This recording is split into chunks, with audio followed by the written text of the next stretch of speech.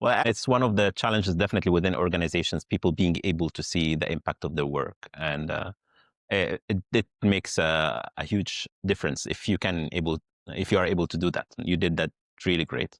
I really love the idea. I actually thought it's the other way around initially, but this is really, I think well, definitely that goes beyond the obvious. Like as an orchestrator for the system and you build it, etc., when it acts on you and you start to feel like you're taken in, it just takes you, I mean, just as any surprise, right? There is the negative valence in the beginning. It is a realization that you start to be like, oh, wait, this is happening now, something like this. And it's nice that you feel that you have started this journey and built it, and it's now sailing by itself. There is a great dynamic that kicks in within organizations when these things happen, right?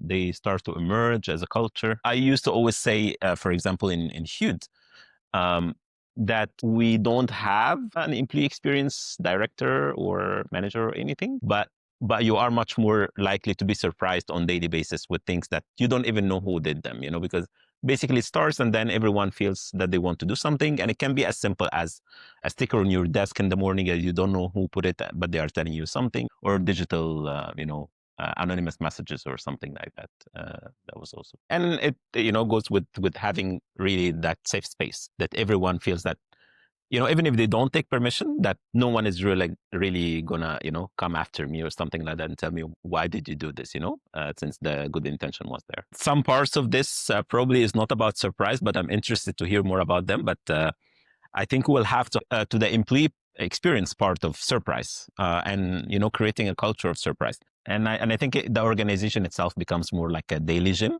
where people go and train, on how to be innovative. Definitely, it also encourages a culture of accepting failure, because for me at least, not every surprise have worked out right. And I think one interesting and lovely thing about what we have at the moment with the things being remote and virtual, I think within organizations we have much more access to virtual experiences, and then basically you can serve them experiences from all over the world. It doesn't have to be someone that actually comes to your office to do something, and that's really amazing. Yeah. And I feel like beyond the delight that you get through a surprise, whatever has happened or whatever has been crafted, there is the very deep meaning about someone has actually seen you and someone has actually noticed that bit of detail about you, and feeling of worthiness, feeling of being seen, being attentive to, and that is like very, very deep.